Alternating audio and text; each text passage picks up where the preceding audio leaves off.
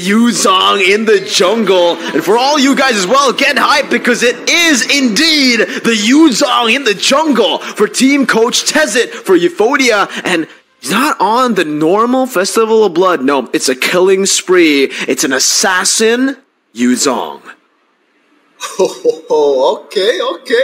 I see you, Team Coachtezet.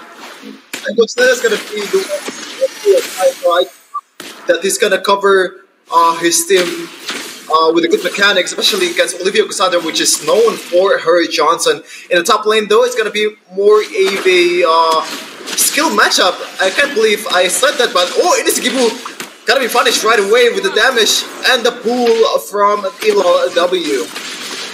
Wow, great pull from LLW early on already with a flicker. Very aggressive, but understanding that Inisikiboo doesn't really have any disengaged mechanic aside from that dash. And once they get that proper pull, it's just an easy kill over. Meanwhile, for that gold lane, you can already see just a little bit of difference here. For Pure Romano, just freezing up the waves, pressuring Kelping to actually just shove the wave and to put that lane in a comfortable position. Look at Priya Romano also just holding the wave there, freezing it so that he can utilize it to continuously poke down the Melissa and get a better position here. Meanwhile, in the mid lane, you know, not really a Vixana player, but how does the Vixana do up against the Faramis?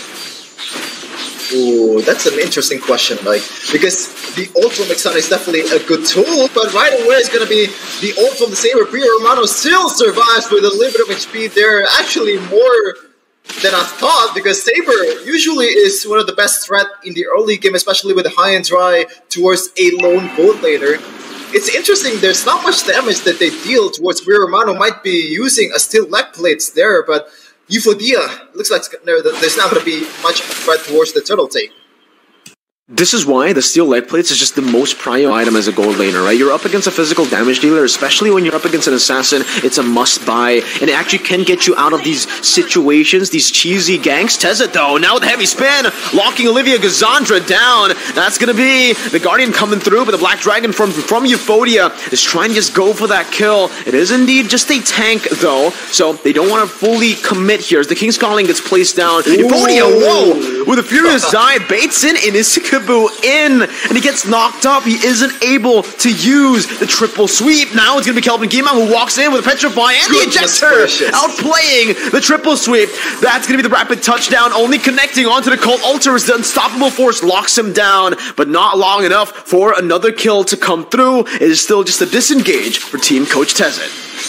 Well, it is a much more competitive game compared to early game from the previous match, but still the same story applies. Team Coachtezet dominating the match with 2 kills so far in the 3rd minute and 1k gold lead also. Don't forget to follow us on TikTok and also on Instagram, WCG official channel and wcg.idn.official for the Indonesian page. Go and check it out, ladies and gentlemen. A lot of highlight plays already here. If you want to, rewind and watch it over again, sure, you could just rewind the stream, but you could do it with a lot of just the editing prowess of obviously our amazing editors. Does it? If he's able to steal this one, it's going to be crazy. Rapid touchdown coming in. The heavy spin, though, is able to disengage quite well, even pinning down Olivia Cassandra.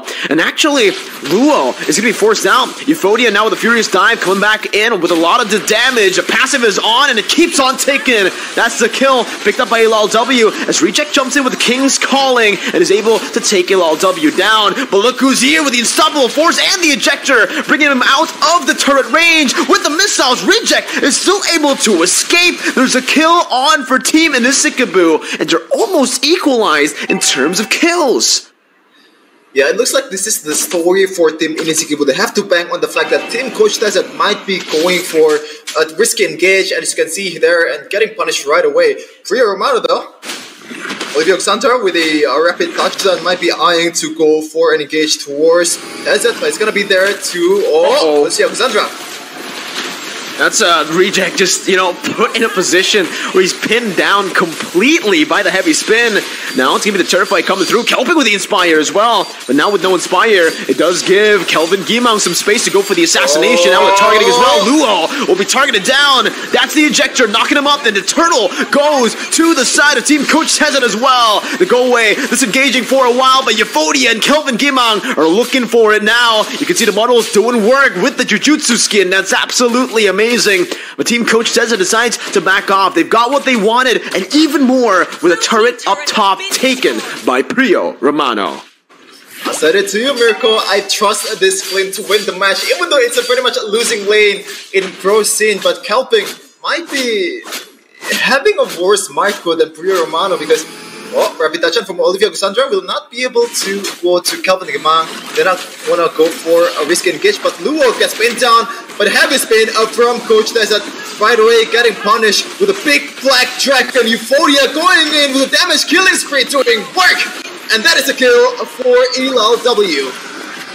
Wow, man. I mean, at this point, Chefin, it's kind of harsh, but it's very scary to be a passenger in Olivia Gazandra's car, right? The rapid touchdown has always managed to get reject, and Luo in a bad position where he actually gets taken out. So maybe this time they're going to be a bit safer there, utilizing the rapid touchdown a bit more passively, but there's already a lane swap going in. Rapid touchdown trying to utilize Luo's burst damage now to the bottom lane, but no! They're gonna crash. Tezet crashes it in. Pirano just free hitting in the back. Olivia Cassandra again. Her passenger has been taken out, and Team Coachtezet is on a rampage. They're just growing and rolling through. And that is the first involvement from Prio Romano. And say goodbye to Reject. This had got killed by some of the members of Team Coachtezet right away. 3 kills and assists for Prio Romano. Meanwhile, in the top lane, Kevin Gimang, not much damage from helping because it's just way too much gold difference here in this match. But right away, Inisikiboo going in. But the ult actually outplaying against Kelvin Gimang. Wow.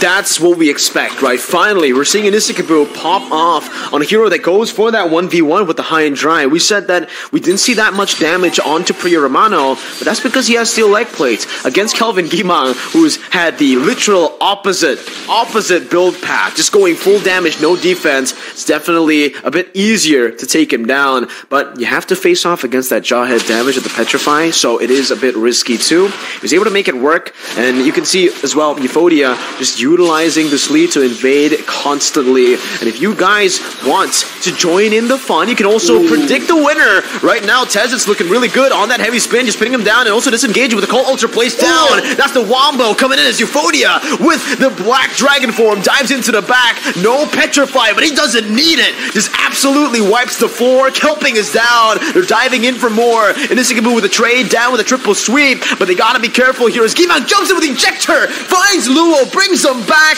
and Team Coachtezet once again have gone 3 for 1 in the team fight. It looks pretty good there. The engage coming in from Inisikiboo.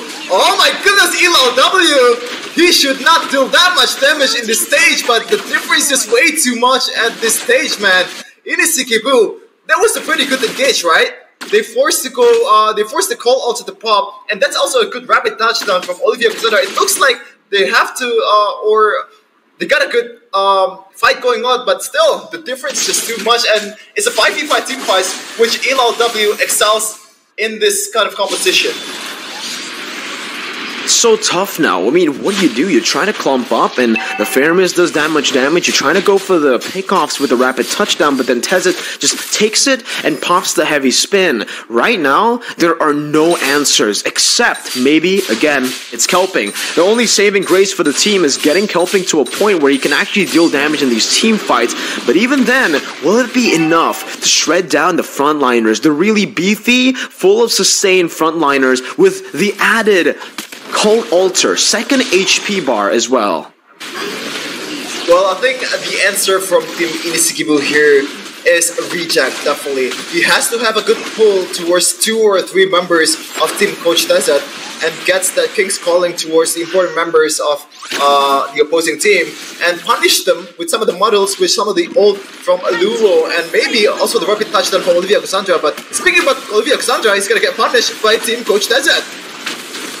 Again, trying to open up the map, but the ejector takes her back all the way for kill to be picked up for free. And that's also the Lord picked up for free. 16-5, 10,000 gold lead, deja vu to game number 1. As Kelping has only just now, 10 minutes in the game, finished up the DHS. That is incredibly late for a Melissa. It's definitely, this time is actually usually when you would want to have the golden staff in your disposal to actually deal some damage. And with that power spike, that's going to hit for Kelping in what, the 13th minute of the game, most probably, Team Coachtezet can just fully go and punish them.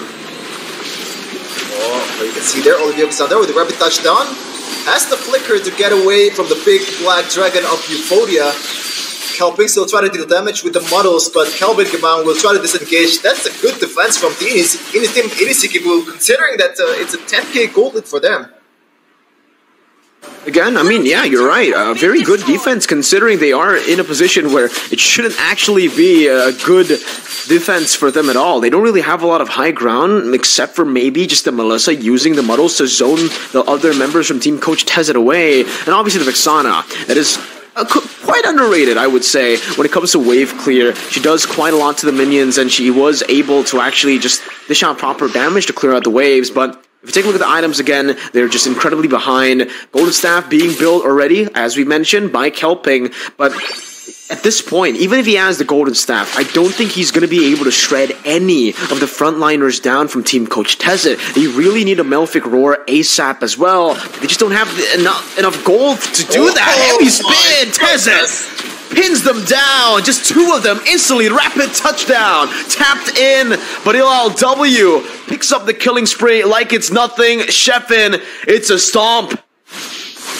It is fun, and they want more going in. Oh my goodness, that's a really good punish with the models and the damage from Team Inisikiboo. Coachtezet still trying to survive, but it's gonna get punished. Romano gets a kill towards the frontliners of Team Inisikiboo. That looks pretty good for Team Inisikiboo, but it looks like it's still favoring towards Team Coachtezet. That was incredible, amazing go away placed down by Kelping. That go away literally just stopped all the engage tools and actually acted as a pick tool for Team Inisikiboo. And no, Kelping did not go for the golden staff, instead just prioritizing a little bit more defense so he can actually stay in the game, stay in these team fights for a bit longer. And Sheffin, you really need to dissect this. Kelping, even with the spacing here, pops into go away, walks a bit before she starts attacking just to get out of the range of that furious dive, the circle, and man, that was absolutely beautiful. A great play that we need to see more of from Kelping if Team Inisikiboo wants to win this game. Yeah, it looks like Coachtezet and Euphoria is a little bit hot-blooded there, doesn't know that Kelping still has the goal, or even knows, but doesn't really respect the fact that he has it, and just gets punished for it. It also helps the fact that there is a wall behind them, so the go away is much more effective in that case, and they just get pinned down with a go away, not from the heavy spin from Tezet, it's a pin down from the go away, and Tezet looking for a good play. Okay, that's the conceal. Already used up. They're trying to siege down that bottom lane, which they are going to be able to take with no problems whatsoever. That's the knockup onto Tezet. No follow-up to pull him back. That's what we mentioned. If Reject is able to read out these situations and go for these pickoffs when their CC already placed down by the members of Inisikiboo, and maybe they can actually look for the play. Tezet with a heavy spin and a dash already, pinning 2 members down. Reject gonna be brought outside of the turret. The go-away has been baited out, and in the back line, there's gonna be Kelvin Gimong with the unstoppable force, able to take Vixana down. Now it's Kelping with a lot of damage, man. Without the golden staff, that is absolutely ridiculous. Yeah, Kelping is playing really good here later in the game in a high ground situation. It's definitely where the time he shines. And against this kind of composition where the opponents are better at clumping up, it's going to be much more effective for him with the models and Inspire to punish them. And you can see there, I believe, that might be an error, or do they actually go for a double with a nature? It should be an error, right? Yeah. I mean, I don't think you're even able to go for 2 Wind of Natures. So, yeah, it should be an error. Fleeting time already built up as well from Luol, just to get a little bit more presence with the ultimate here. But they gotta be careful here. Tezzet's already in that bush, and Inisikiboo can get picked up. That's the knock coming, the heavy spin to bring Inisikiboo out. And that is all she wrote. But Inisikiboo is able to find a triple sweep combo, taking one down. Euphoria now gonna be taken now. Kelping with a killing spree as Lul gets taken low. Priya Romano, so free hitting in the back line, but Kelping's doing the same thing. Priya with a space save flickering out from the hook. Now, Team Coachtezet needs to be careful. So, with a poke coming down, Priya Romano able to dish out the damage as goes Zandra, gets knocked up. That's the Petrify, lock him down even longer. Priya Romano dealing some damage, not able to melt the frontliners down, but that's the flicker from Tezet, and that should be the kill. The rapid touchdown, and the knockup comes through. It's another kill picked up again. Kelping now with a nature, getting out, and the unstoppable force is actually baited out. Kelvin Gima with a slight mistap. Well. The story is definitely the lack of respect from Team Coachtezet towards the damage from Kelping. So far, he's having a game of his life. 5-1-1 against Team Coachtezet is definitely something that needs to be praised. And even compared to all of his team, he has the best KDA. Even the other backliner from Team Inisikiboo has an 058 KDA compared to him. 5-1-1, and he has to be the one that's gonna carry the game for Team Inisikiboo. Coachtezet has to be much more patient on lenient doing the engages. Yeah, for sure, man. I mean, look at him right now. Locked down, but he has the heavy spin. It's all good. Baiting out the ultimate as well. They can actually utilize this with the Free Lord again. Team Coachtezet, they need to play it very disciplinedly. This time, 3 waves is the optimal route. They've just been going with 2 waves. The last 3 Lords, they've just been going with mid lane and bottom lane, but this time it does seem like they are in a position to set up for the waves properly. Shoving into mid lane and the bottom lane. Now it's going to be Tezet with the flanks again. Reject just taken out. He pops into King's Calling before he gets taken out. The flicker clutch by Reject to get out, and this may be the chance. One ultimate, a massive one from Tezet has already been used up. It is a massive ultimate, but it's also a massive ultimate for a Reject with the King's Calling. There's no AoE presence from Team Inisikiboo right now, and they're looking to end the game. Coachtezet still has the Lord in the bottom lane. Okay, they're clearing it out pretty well now. Kelping dealing some good damage onto Tezet, taking him down to a third of his HP bar. Now the Black Dragon form comes through. Kelping's waiting in the back line now, free hitting. Euphoria gonna be absolutely bursted down as Tezet tries to act as the front liner, but the hook from Reject finds 2 members. Priya Romano not dealing enough damage. It might just be a comeback for Team Inisikiboo. A flicker forward. The mortality pop now as Kelping is massive. Picks up another, and that's Team Inisikiboo able to defend with a wipeout in the 17th minute. Coachtezet is definitely trying to recreate Indonesia versus Cambodia in SEA Games. No. I'm sorry, I went there. I'm sorry, I'm just so sorry. No. Oh god. It's okay. Sometimes it happens, and like you mentioned, it's happening here, man. It's deja vu to what we saw. It's a bit too close to home. But Tezet's respawn, he can go for the Vin moment here with the heavy spin, trying to defend, but he doesn't even need it. And LW and Euphoria have also respawned. They will be able to say right now that it's going to be a long game. Yeah, it's gonna be a long game, like Cambodia and Indonesia. And you can see also the turrets from Coachtezet is also like Indonesia. The turrets from Inisikiboo is also like Cambodia. They don't have any turret left, and Inisikiboo might pull off a Cambodia against Team Coachtezet. Oh man, again, you know, every time you say that, I think about it, and it's a bit too sad, it's a bit too soon, but it's fine here. Honestly, we really need to talk about the itemization coming in from Priya Romano, because it seems like he already has enough penetration, enough true damage, just that's the build you go for. But the fact is he's just not able to dish out as much damage as Kelping. Late game Melissa, that's where the comfort is for the Melissa. And like we mentioned, no Golden Staff, no Melphic Roar earlier. That that was the chance for Team Coachtezet to completely punish Kelping, but they didn't. Once Kelping got the Malefic Roar, the Wind of Nature, and that Golden Staff, 7-1-4, I think the score speaks for itself. The damage he's able to do in these team fights speaks for itself. Yes, Team Inisikiboo will still not be able to contest for any Lords because they just don't have any map pressure to go for this. But they have incredible defense with that Vexana, and as long as Kelping stays in the back, and as long as Euphodia just stays with this damage build, I don't really see a way that Team Coachtezet can end, except maybe Tezet getting a good heavy spin into Kelping. Another scenario is where Kelvin Gamong or some of the members from Coachtezet, like you put with Black Dragon form, bait out and go away, so everybody can just pour all the damage towards Kelpin. But it's definitely easier said than done as Priya Romano picks up the Wind of Nature to respect the damage from Kelpin. Oh, they're holding the minions. Ooh, okay, I see you. Team Inisikiboo knowing that holding the minions is definitely the right play to go here, because the wave management is going to be much harder from Team Coachtezet, but does it bite them in the back in this case? Yeah, they kind of messed it up a little bit. They wanted to push in or just to hold in the bottom lane, but they instead just held also the mid lane. So everything's going to be coming crashing down, and Lord is still quite healthy. That's a hook though. Tezet's going to be locked down. That's the heavy spin forced out of him. No immortality. The ultra comes down. The Furious dive into the backline as well as Priya Romano is still able to free hit, but so is Kelping now with a lot of damage placed on. He is godlike, and Team Coachtezet will once again be pushed out of Inisikiboo's base. And it's another defense, it's another long game, it's deja vu. Deja vu to what? To the game you mentioned, man, okay? It's too soon, but yeah, Cambodia Indo.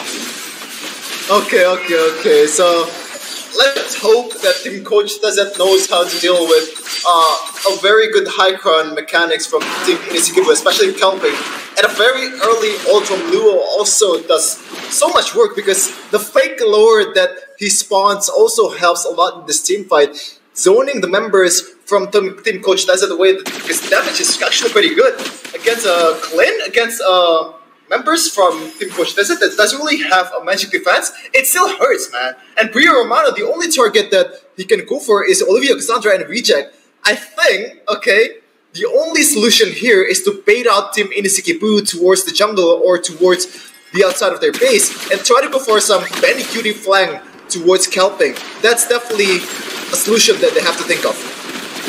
The thing is, you can do that, sure. The backdoor play, the split push play is definitely something viable that Team Coachtezet can look to go for in this game. But Team Inisikiboo, the problem with Team Inisikiboo is they're just turtling inside of their base. They haven't left their base in, what, 8 minutes, I would say. Every single Lord take has been free, and Team Inisikiboo, what they're doing is, again, they're just holding on to the waves. They're not shoving it back, and they're not even trying to contest because they know that Team Coachtezet lacks the siege potential to end the game. As long as Team Inisikiboo continues to do this, there is going to be a time where Team Coachtezet loses a team fight with more than 3 members, and that's the time for Team Inisikiboo to finally step out of the base, to finally go for the end. The only concern now is the fact that Team Coachtezet will be getting the Lord in the 22nd minute of the game. Remember, the Evolve Lord continues to scale as the game goes to a later stage in the game. It scales with the minutes in the game, right? With the game time.